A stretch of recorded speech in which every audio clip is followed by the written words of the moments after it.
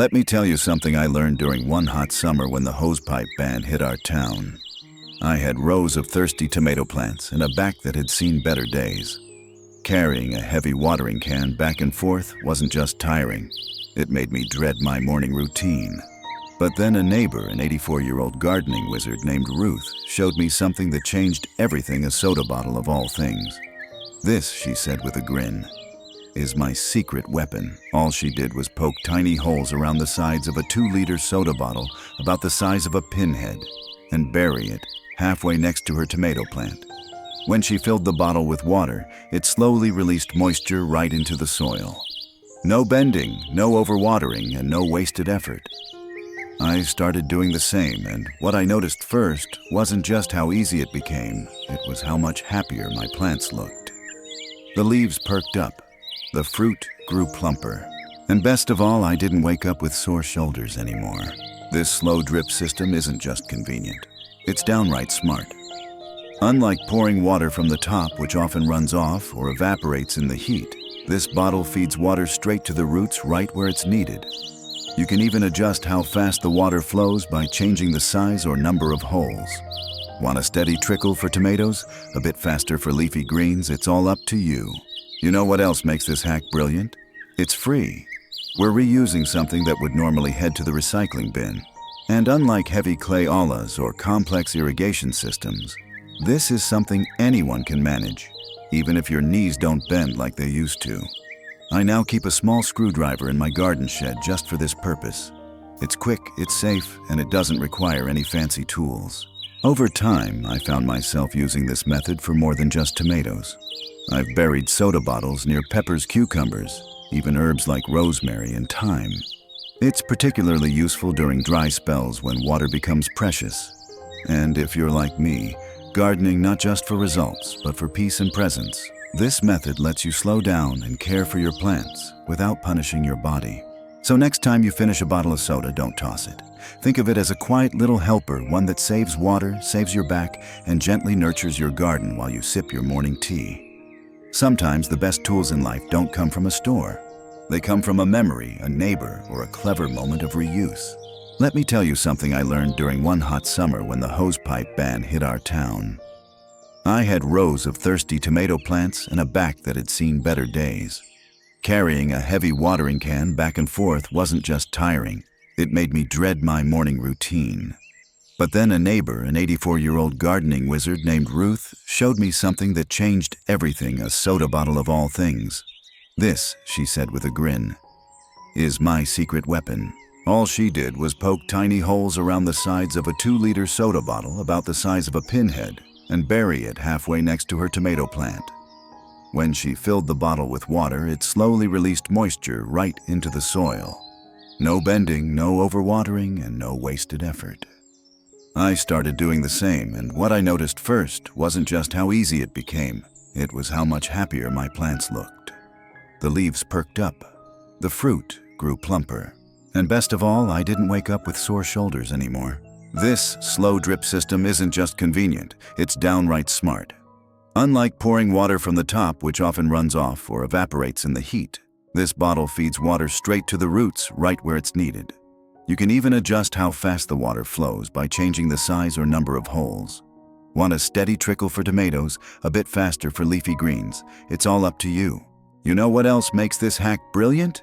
It's free. We're reusing something that would normally head to the recycling bin. And unlike heavy clay ollas or complex irrigation systems, this is something anyone can manage, even if your knees don't bend like they used to. I now keep a small screwdriver in my garden shed just for this purpose. It's quick, it's safe, and it doesn't require any fancy tools. Over time, I found myself using this method for more than just tomatoes. I've buried soda bottles near peppers, cucumbers, even herbs like rosemary and thyme. It's particularly useful during dry spells when water becomes precious. And if you're like me, gardening not just for results but for peace and presence, this method lets you slow down and care for your plants without punishing your body. So next time you finish a bottle of soda, don't toss it. Think of it as a quiet little helper, one that saves water, saves your back, and gently nurtures your garden while you sip your morning tea. Sometimes the best tools in life don't come from a store. They come from a memory, a neighbor, or a clever moment of reuse. Have you ever noticed how life has a way of offering gifts in the smallest, most fragile packages? That's exactly how I feel every time I crack open an egg. What used to be nothing more than breakfast now makes me think about planting. It started with a simple idea from my daughter, who brought over a carton filled with neatly stacked eggshell halves one spring. "Try starting your seeds in these," she said. And just like that, my seed starting routine changed forever. Using eggshells as seed starters isn't just clever, it's deeply satisfying. After cracking your eggs, I use the back of a spoon to gently tap the top. You rinse out the shells and let them dry. Then you fill each one with a bit of potting soil and place your seed right on top. What you've created is a tiny natural nursery, biodegradable, nourishing, and perfectly suited for tender young roots. Here's the beautiful part: when your seedlings are ready for transplant, you don't need to disturb them. You simply plant the whole eggshell into the soil. As it breaks down, it feeds your plants with calcium, an essential nutrient that helps prevent blossom end rot in tomatoes, peppers, and even some squashes. It's a common issue for gardeners, but this gentle fix tackles it without any store-bought fertilizer. For organization, I keep mine in an egg carton on the windowsill, neat, tidy, and always ready for spring. There's something charming about opening the carton and seeing little green shoots reaching up like sleepy children waking up. Herbs like basil, parsley, and cilantro thrive in these cozy cradles. And if you enjoy giving away plants, these make wonderful gifts. Just tuck a few sprouted eggshells into a recycled basket, and you've got a present full of life and thoughtfulness. One tip I've learned: label the shell with a marker before planting. It's much easier than trying to remember what's what weeks later. I've also tried this with kids and grandkids. It's such a hands-on, magical way to connect with nature and teach them patience. Sometimes gardening teaches us more than just how to grow things. It reminds us that small beginnings can lead to strong roots. So next time you're about to toss that eggshell into the trash, pause. You might just be holding the start of something green and good. There's something sacred about a quiet morning, isn't there? The kettle whistles, the light creeps across the kitchen table, and the smell of coffee fills the air. But what if I told you that the very thing fueling your day could also feed your garden? I used to scoop my used coffee grounds straight into the trash without a second thought, until I learned they were one of the best free fertilizers a gardener could ask for. Coffee grounds are a secret powerhouse for soil health. Rich in nitrogen, they help fuel leafy growth in plants like lettuce, spinach, and kale. They're especially good for acid-loving friends like tomatoes, roses, blueberries, and hydrangeas. The best part: you're already making coffee anyway. This is just giving that habit a second life. My neighbor Earl, who's been growing roses for 30 years, swears by a monthly sprinkle of coffee grounds at the base of his plants. Just a light dusting, he says, holding up his weathered hands. No clumps, like cocoa on a cake. And he's right. A 1/4-inch layer spread evenly around your plants is all you need. Too much can clump and mold, but just enough blends into the soil like a secret ingredient. I like to mix mine into compost as well. It adds texture, helps balance carbon-rich materials like dried leaves or cardboard, and speeds up the decomposition process. If you don't drink coffee, many local cafes will gladly give away their used grounds. I once walked out of a coffee shop with a 5-pound bag. The barista said I made her feel like a hero for not letting it go to waste. Beyond nutrients, coffee grounds deter pests. Slugs, snails, and even some cats dislike the gritty texture and strong scent. And the slight acidity helps lower the soil pH, naturally perfect for those finicky plants that never quite bloom the way you hope.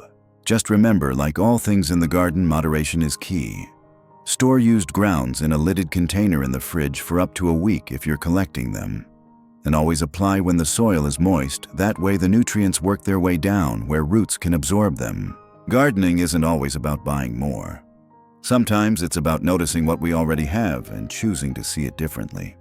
So tomorrow morning, as you stir your cream and sugar, take a moment. That coffee isn't done working yet. Some days the hardest part of gardening isn't the digging or weeding, it's just holding on to the tools. As we age, our hands change. Grip strength fades, little joints become more tender, and what used to feel light as a feather now feels like lifting bricks. I remember one summer morning when I spent an hour pruning only to end the day with blisters and aching wrists.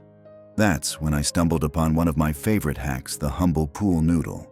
It sounds silly, doesn't it? A child's toy, long, bright, and made of foam, doesn't exactly scream garden innovation. But trust me, once you try it, you'll never go back. With just a kitchen knife, I cut a pool noodle lengthwise and wrapped it around the handles of my favorite tools: the hand trowel, the spade, even my old garden shears. Suddenly, those same tools felt comfortable again, soft to grip easy on the joints, and kind to sensitive skin. The foam acts like a cushion, distributing pressure evenly, so you're not straining specific points in your hand. For those of us with arthritis or carpal tunnel, it's a game changer. No more slipping when your hands are wet. No more cold metal handles on frosty mornings. And best of all, those neon colors, they make your tools nearly impossible to lose. I can't count how many times I've dropped a trowel in the grass only to spot that bright green noodle poking through the clover. You don't need much. One noodle, which costs about $1 at most dollar stores, can be cut up and used to cover half a dozen tools. Want thicker padding for shovels? Just double wrap. Need a thinner grip for smaller tools? Trim a narrow strip. It's customizable and takes less than 5 minutes per handle. And here's a bonus use I discovered by accident. I slid a few noodle rings over the edges of my garden bench to keep from bruising my legs when I sit down. It worked like a charm. One little modification brought more ease, more comfort, and even a bit of playfulness back into my gardening routine. Sometimes the simplest changes have the biggest impact. When our bodies change, we don't have to give up the things we love. We just have to meet them with softness, color, and creativity. I remember the first time I realized my metal watering can had become too heavy to lift when full. It was early spring, and I had seedlings lined up like little soldiers on my porch. I filled the can, took a step, and nearly dropped it. That's when I started thinking differently about what tools really are, and found myself holding a rinsed-out milk jug, wondering, could this work? Spoiler alert, it worked wonderfully. With just a small nail and a bit of patience, I poked 8 tiny holes into the cap of a gallon milk jug. When I filled it with water and tilted it over my basil sprouts, the water sprinkled out in a perfect, gentle shower. It was lighter, easier to control, and didn't splash soil everywhere like my old can sometimes did. From that day on, my watering routine became as simple as pouring a cup of tea. What I love most is how adaptable the milk jug method is. If you want a heavier stream, say for soaking the soil around thirsty tomato plants, just poke more or larger holes. If you're tending delicate herbs or flowers, fewer or smaller holes give you a soft, slow pour. You can even label different jugs for different uses, one with diluted fertilizer, one with plain water, one with rainwater you've collected after a spring shower. And it doesn't stop there. Half-gallon jugs are perfect for anyone with limited strength or arthritis. Even kids and grandkids can help in the garden this way. It's safe, simple, and surprisingly fun. I've even started storing a few jugs with varying cap styles, just like I'd store different brushes for painting. Here's a little tip if you struggle to fill watering cans from a sink. The wide mouth of a milk jug makes that job far easier. Plus, it fits nicely into the fridge if you want to chill water for heat-sensitive plants. Yes, some do better with cooler water during peak summer. Reusing something we'd normally toss feels good. But when that item solves a real challenge, brings more comfort to your routine, and costs nothing at all, it's more than just clever. It's empowering. Gardening shouldn't hurt. It should feel like grace in motion. And with a milk jug in hand, it often does. If you've ever watched helplessly as your young seedlings wither overnight, you know how heartbreaking it can be. I remember planting a tray of basil starts one spring only to find them limp and lifeless the next morning. No signs of chewing, no visible pests, just collapse. A neighbor later told me it's damping off a sneaky fungal issue. And her unexpected cure, cinnamon. Yes, that same cinnamon sitting quietly in your spice cabinet. A light dusting of this fragrant powder can protect your young plants from both fungal threats and crawling pests. I started sprinkling it around my seed trays, and almost like magic, the mystery losses stopped. It turns out cinnamon is a natural antifungal and mild insect repellent, especially effective against fungus gnats, ants, and even some root rot issues. And it smells wonderful, a bonus I wasn't expecting. The method is simple. Take a spice shaker or just pinch with your fingers and gently dust a thin layer around your seedlings or vulnerable plants. You don't need to bury them in it, just enough to coat the surface of the soil like morning frost. If you're starting seeds indoors, try mixing a small amount directly into your potting mix.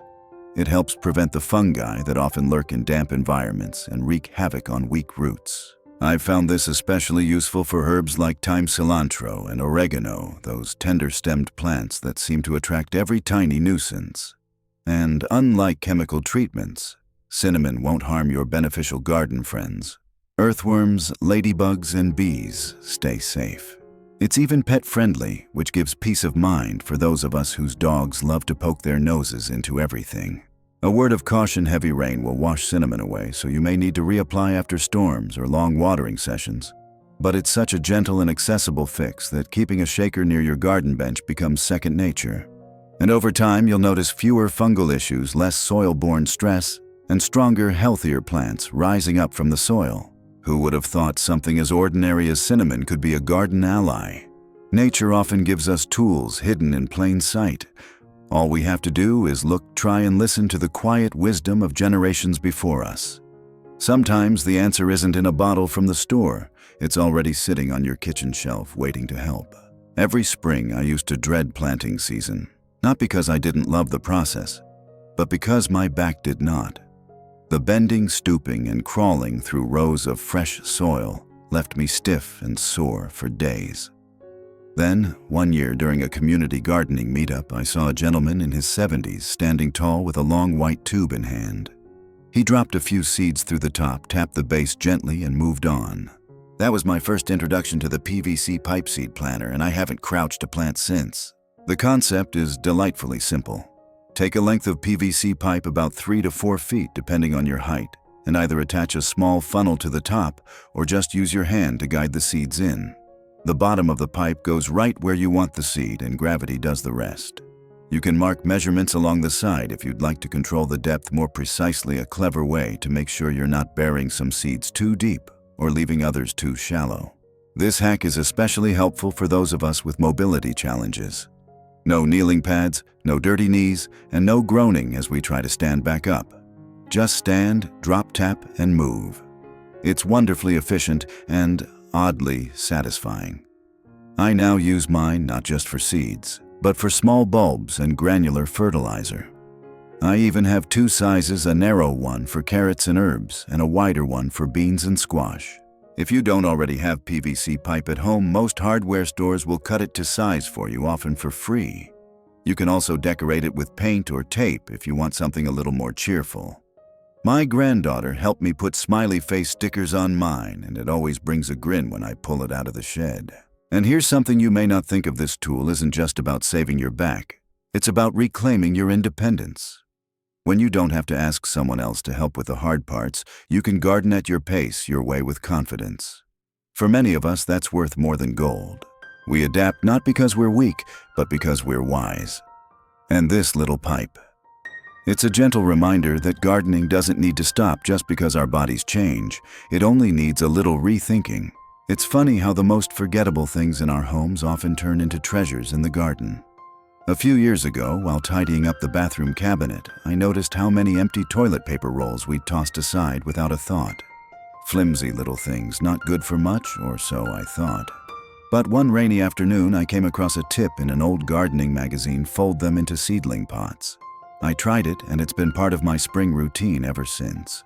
To make them, you just take an empty roll, cut 4 short slits into one end, then fold the flaps inward like you're closing a cardboard box. Suddenly, that humble little tube stands up proudly, ready to hold soil and seed. It's biodegradable, completely free, and sturdy enough to last through the germination stage. Once your seedling has developed its first true leaves, you plant the whole pot directly into the ground. No transplant shock, no root disturbance, and no extra plastic waste. For someone who likes to stay organized, this is a dream. I line mine up in an old shoebox, each one labeled with a marker: basil, cilantro, zucchini. The cardboard holds up well for weeks, especially if you don't overwater.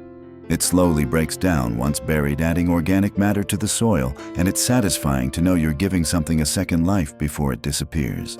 This method works especially well for plants that hate having their roots touched, like cucumbers, melons, beans, and squash. I've had better germination rates using this technique than with store-bought seed trays. And the best part, you can prep dozens of these while watching your favorite TV show. No mess, no hurry. I once hosted a garden craft night with my neighbors, and we made over 100 in one sitting, laughter, tea, and gardening prep all in one.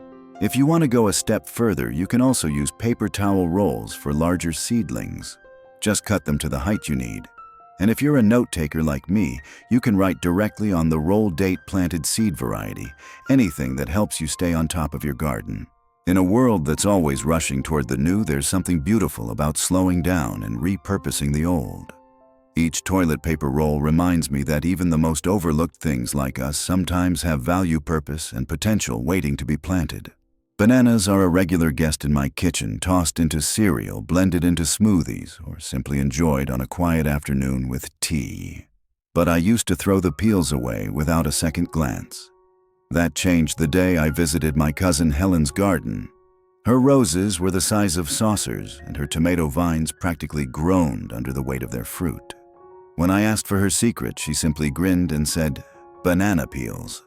I bury them." At first, I was skeptical, but after giving it a try, I became a believer. Banana peels are packed with potassium, a key nutrient that supports flowering, strengthens plant cell walls, and improves overall plant health.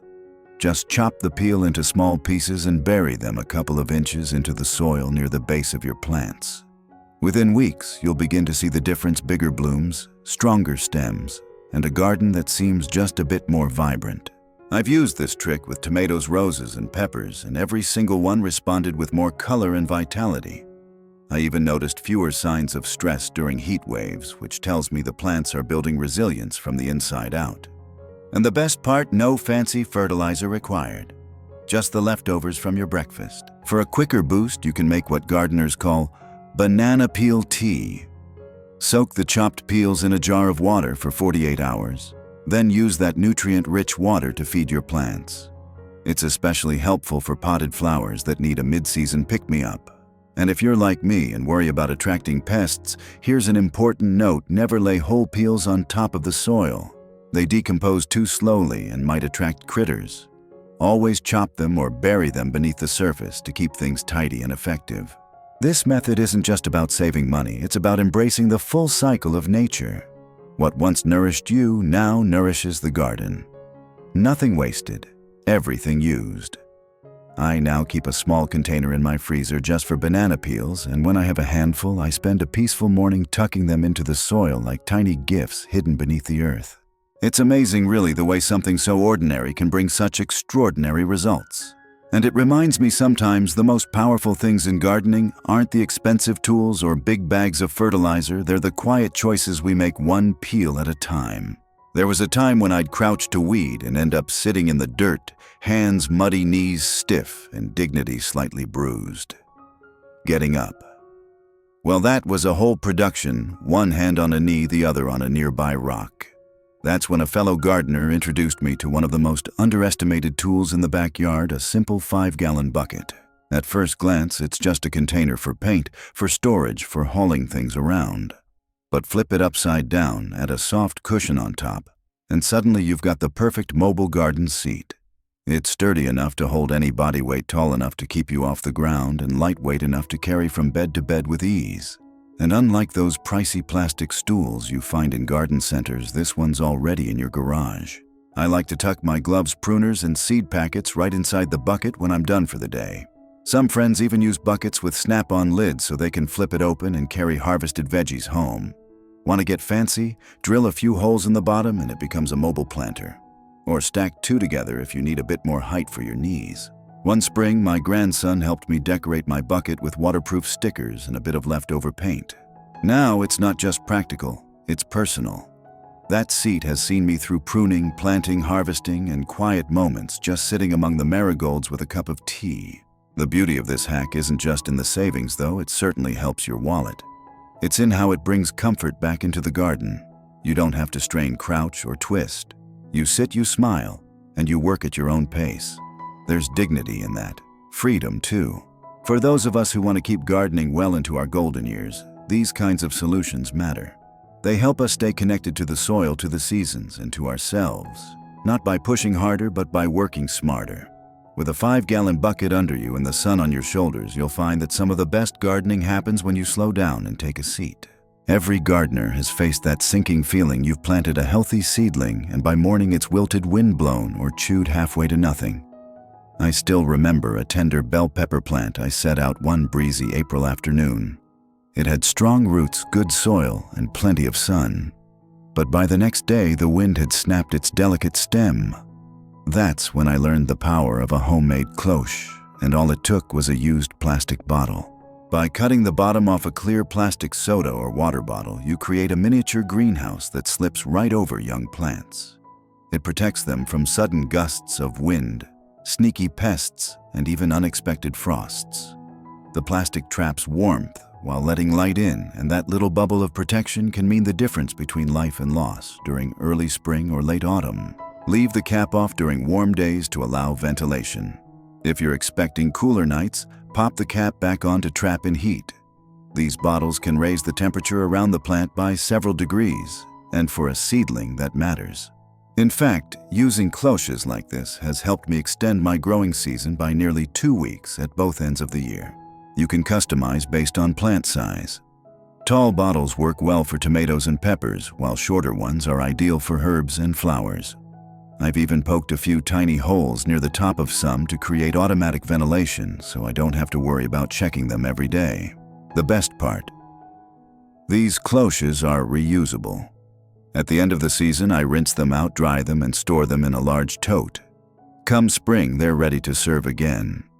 No cost, no waste, and no regrets about that tray of seedlings I once lost to a late frost. What makes this trick so valuable isn't just the protection, it's the peace of mind. You've put your time, heart, and hope into nurturing these tiny plants. Giving them a soft, clear shield helps them grow stronger before they face the world on their own.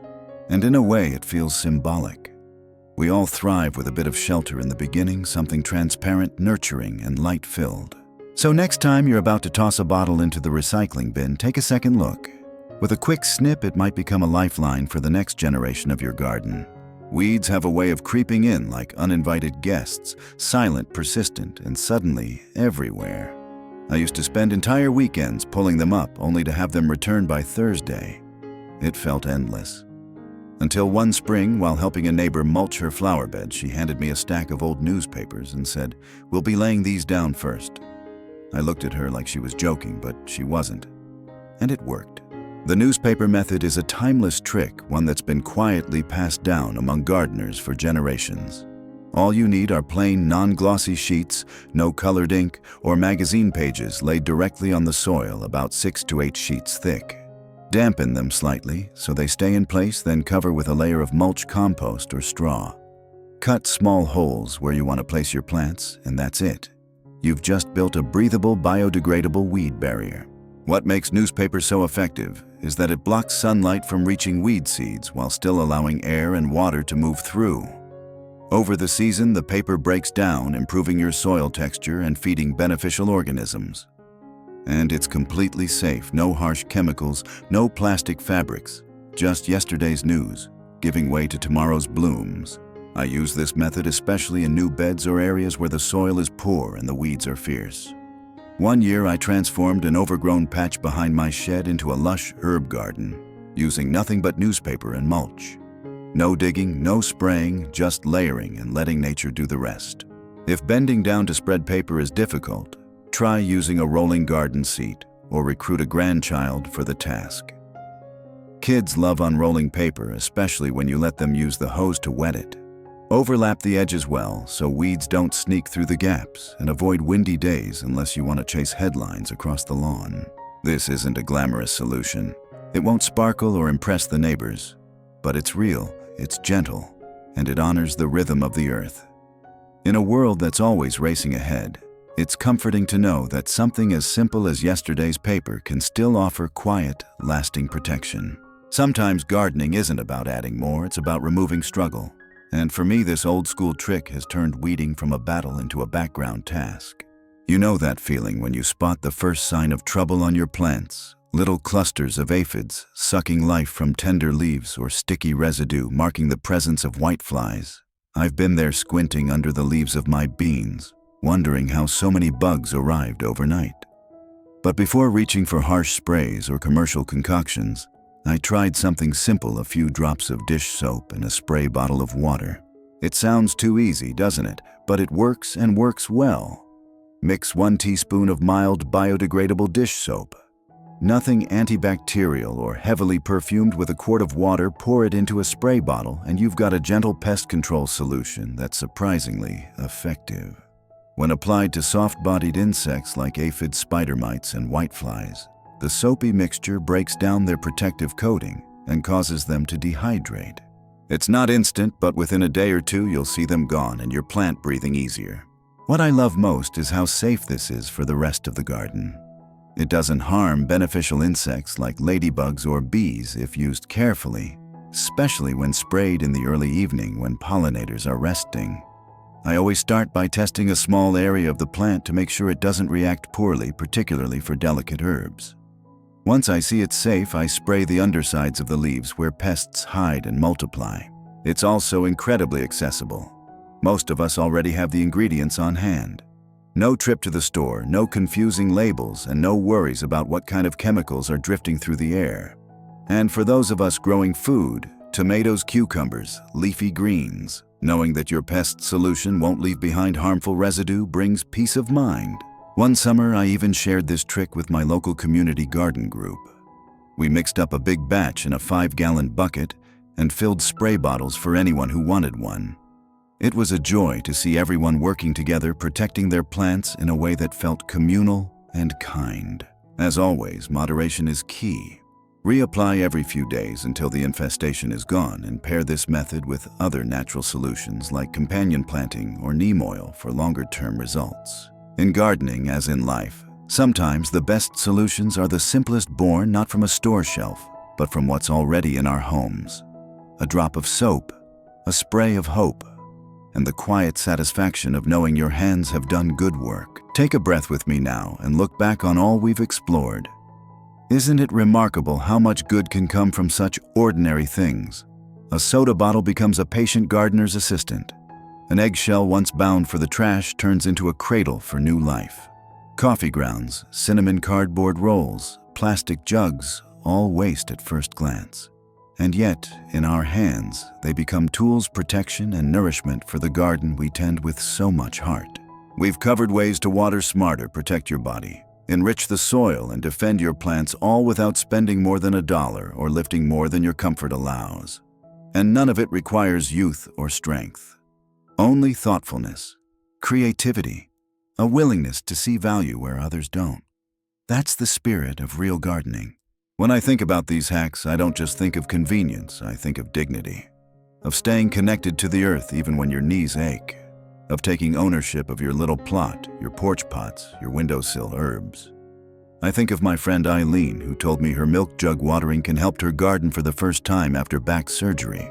I think of the joy in her voice when her zinnias bloomed. It's like they were cheering me on, she said.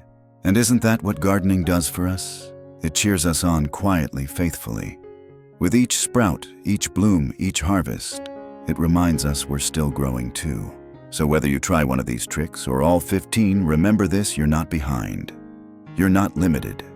You're simply adapting, and that, dear friend, is wisdom in its highest form. These hacks aren't just about saving time or energy. They're about saving joy. Holding on to the pleasure of working with your hands, seeing the miracle of something grow, and feeling proud of what you've made. You don't need perfect tools or perfect weather. You don't need youth or strength. You just need heart, and maybe a pool noodle, a banana peel, and a little soap. Because gardening, like life, isn't about doing things the hard way. It's about finding the clever way, the kind way, the way that lets you keep going and keep smiling while you do. And now, as promised, here's one final hack, a quiet companion to all the others, and perhaps the most powerful of them all. It doesn't involve soil or seeds or tools. Just a notebook, a pen, and your own experience. I call it my garden success tracker, but really it's a journal one filled with scribbles, sketches, and the slow wisdom that only comes from paying attention. Start with something simple. A page for each week or each plant or each garden bed, whatever suits your rhythm. Write the date. Jot down the weather. Record what you planted, what you harvested, what bloomed, and what fizzled. Note which hack you used: the eggshells for basil, the milk jug for watering the cinnamon near the beans. Then rate it. 1 star to 5. Did it help? Did it harm? Did it surprise you? Over time, this notebook becomes more than a log, it becomes a mirror. You'll begin to notice patterns. When tomatoes do best, which fertilizers truly made a difference, which plants needed more shade or less water. And when the next spring rolls around, you won't be guessing, you'll be gardening with confidence backed by your own hard-earned knowledge. I keep my journal in large print tucked beside the cushion on my garden bucket seat. It's part of my morning coffee ritual now, a few sips, a few notes. Sometimes I write about the garden, and sometimes I write about the birds, the breeze, or what the soil felt like in my hands. It's a record of growth, not just of plants, but of myself.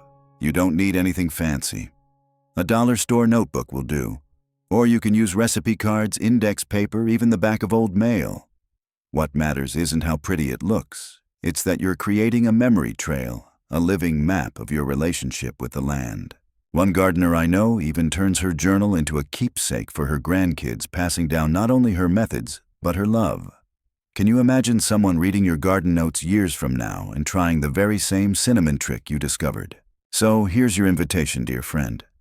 As you plant, water, and tend your little patch of paradise, take a moment each week to write, to reflect, to capture what worked, what didn't, and what made your heart bloom.